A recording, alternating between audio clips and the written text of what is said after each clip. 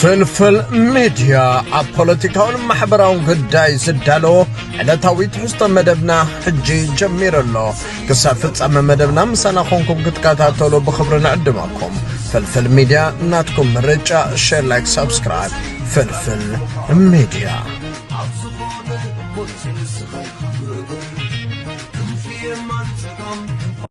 ዲክታቶሪያዊ ስርዓት ኣብ ውሽጢ ኤርትራ እዩ ዘሎ። ኣብ ውሽጢ ኤርትራ ክወድቕ ኣሎ። ኣብ ውሽጢ ኤርትራ ከውድቆ ዝኽእል ቀለቤት ናይቲ ብደገ ዝምራሕ ተቃውሞን ኣብ ውሽጢ እቲ ስርዓት ተሰዊሩ ዘሎ ተቃውሞን ድልዱል ምትእስሳር ይፍጠር ኣሎ። ህዝቢ እቲ ማእከላዊ ሓይሊ እዩ። ውሽጢ ኤርትራ ከዓ እቲ ቀንዲ ዓውዲ ናይ ተቃውሞ ክንገብሮ ክንክእል ኣለና። ኣብ ውሽጢ ኤርትራ ዘየንፀባርቕ ተቃውሞ ኣብ ትሕቲ እቶ ምልክት ክኣቱን ኣይግድን። ፍልፍል ሚድያ ኣብ ፖለቲካውን ማሕበራውን ጉዳይ ዝዳሎ ዕለታዊ ትሕዝቶ መደብና ሕጂ ጀሚሩ ኣሎ። ክሳብ ፍጻመ መደብና ምሳና ኾንኩም ክትከታተሉ ብኽብሪ ንዕድመኩም። ፍልፍል ሚድያ ናትኩም ምርጫ፣ ሼር፣ ላይክ፣ ሰብስክራይብ። ፍልፍል ሚድያ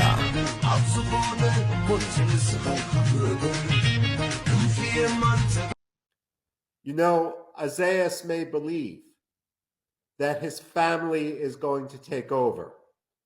Much like in North Korea, the Kim family has managed to keep control. That's a fantasy.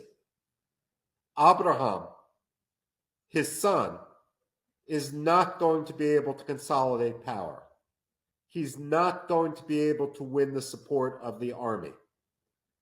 Too many people may want to try to gain ultimate power. Once Isaiah is gone, once he's buried, he's not going to be able to influence succession.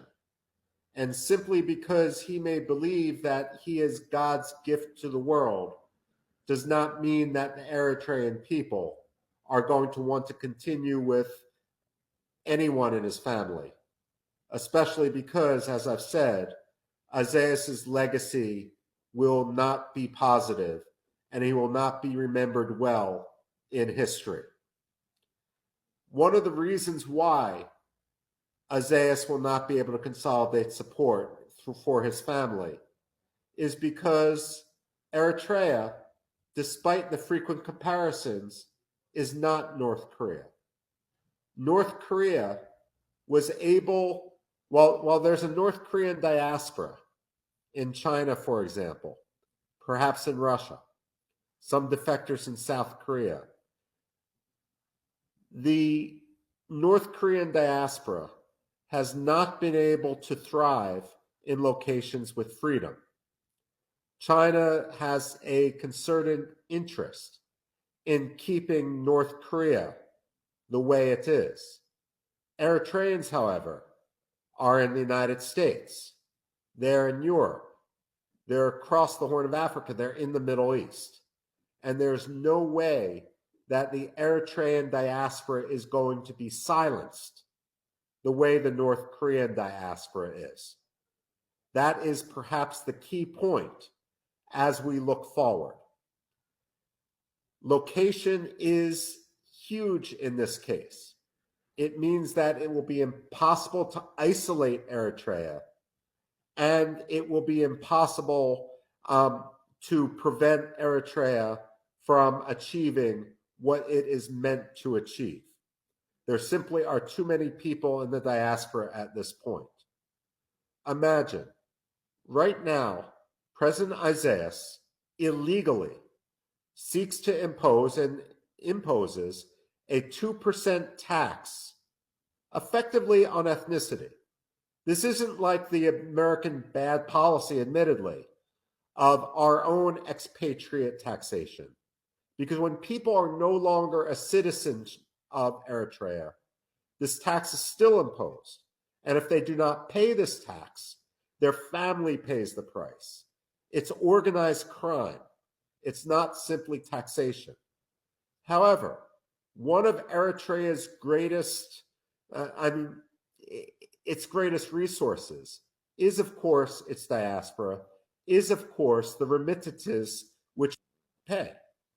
Now, if the Eritreans had the ability to invest in their own country, invest in their own families, not as a means of paying off a mafia boss, but rather as a means to rebuild their country in a way that will grow its wealth, then there's no reason why they should limit their investments to 2%.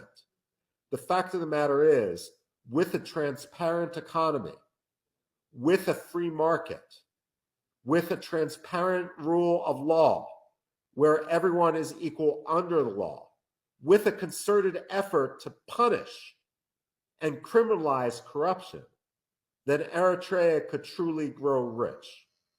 Eritrea could be to the Red Sea what Dubai is to the Persian Gulf. We know that Eritreans are very much cosmopolitan. Part of that is due to the colonial legacy, and part of that is simply due to their location on the Red Sea. When you are on a major seaborne trade route, you're used to doing trade, interacting with people of all different faiths, of all different nationalities. Once again, this is going to be a major strength of Eritrea in the future. It's important, especially with Isaiah being 77 years old, to recognize that there will truly be independence. Not independence as Isaiah had claimed in 1991, but a true independence, an independence from Isaiah Afwerki's family and their parasitic history upon the country. Because Isaiah is 77 years old, because he has suffered strokes, because he's not going to live forever, it's crucial that all the diaspora and all the governments in the world start planning for the day after.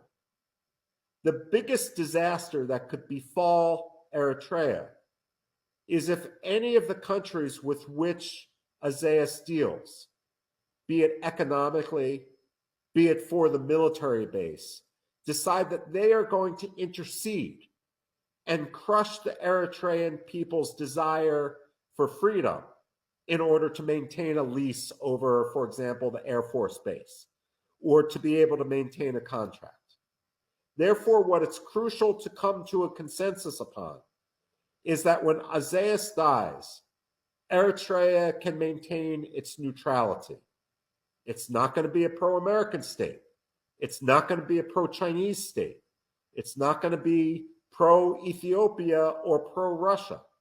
Rather, Eritrea should only be pro-Eritrea, and yet welcome the contributions of all those from different nations in the diaspora. I'm reminded, for example, of Armenia, where there's a huge Iranian diaspora, a huge Armenian diaspora in Iran, a huge diaspora in Russia, a huge diaspora in the United States, a huge diaspora in the United Kingdom, and a huge diaspora in France. And Armenia is one of those places where all those countries that might ordinarily be at loggerheads are able to cooperate. The expression in English, of course, is when you're given lemons, you make lemonade. And Eritrea is well situated in the future to make lemonade if all those countries with an interest in Eritrea recognize that the greatest value for Eritrea is to remain independent, that it's to remain a space where there can be free commerce. Another analogy would be Lebanon to Syria. Let's face it, Eritrea is small when compared to the behemoth next door, when compared to Ethiopia.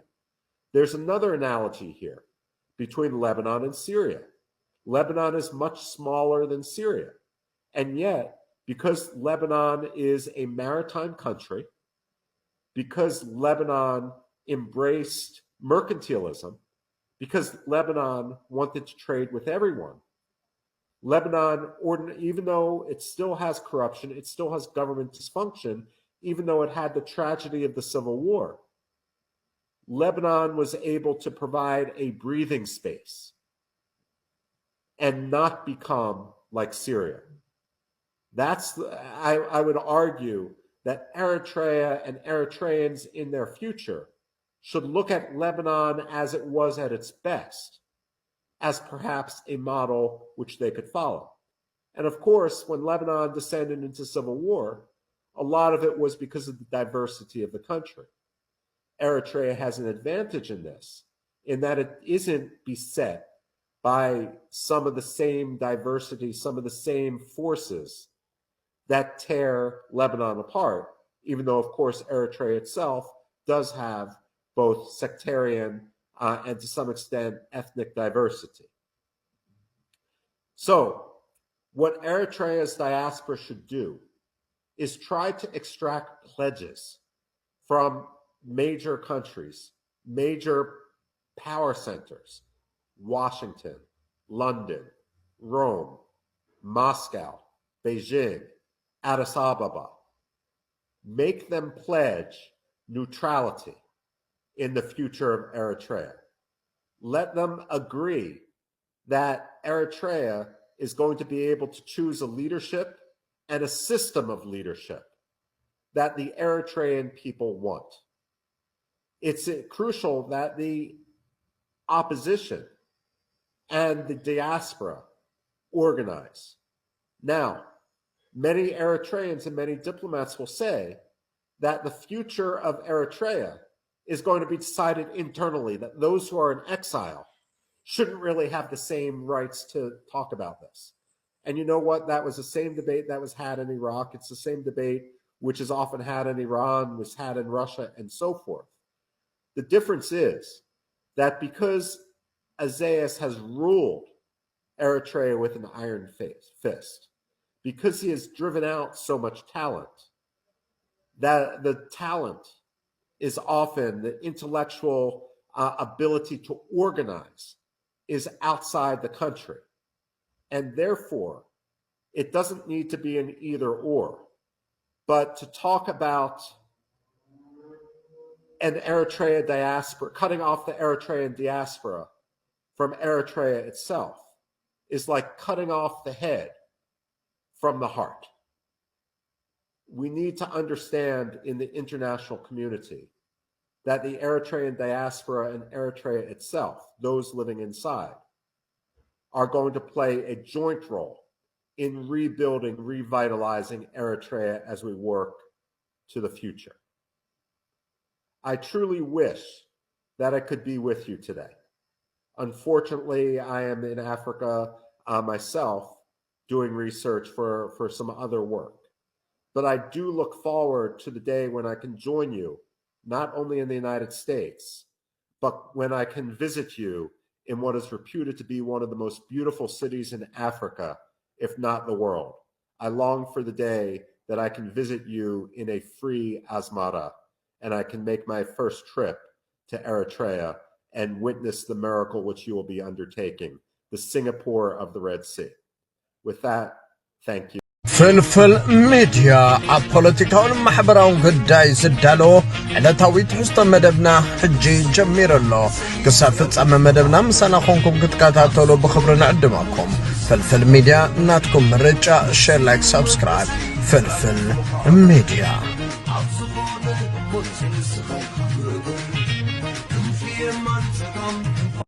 ዲክታቶሪያዊ ስርዓት ኣብ ውሽጢ ኤርትራ እዩ ዘሎ ኣብ ውሽጢ ኤርትራ ክወድቕ ኣሎ ኣብ ውሽጢ ኤርትራ ከውድቆ ዝኽእል ቀለቤት ናይቲ ብደገ ዝምራሕ ተቃውሞን ኣብ ውሽጢ እቲ ስርዓት ተሰዊሩ ዘሎ ተቃውሞን ድልዱል ምትእስሳር ይፍጠር ኣሎ ህዝቢ እቲ ማእከላዊ ሓይሊ ውሽጢ ኤርትራ ከዓ እቲ ቀንዲ ዓውዲ ናይ ተቃውሞ ክንገብሮ ክንክእል ኣለና ኣብ ውሽጢ ኤርትራ ዘየንፀባርቕ ተቃውሞ ኣብ ትሕቲ ምልክት ክኣቱን ኣይግድን ፍልፍል ሚድያ ኣብ ፖለቲካውን ማሕበራውን ጉዳይ ዝዳሎ ዕለታዊ ትሕዝቶ መደብና ሕጂ ጀሚር ኣሎ ክሳብ ፍጻመ መደብና ምሳና ኮንኩም ክትከታተሉ ብኽብሪ ንዕድመኩም ፍልፍል ሚድያ ናትኩም ምርጫ ሼር ላይክ ሰብስክራይብ ፍልፍል ሚድያ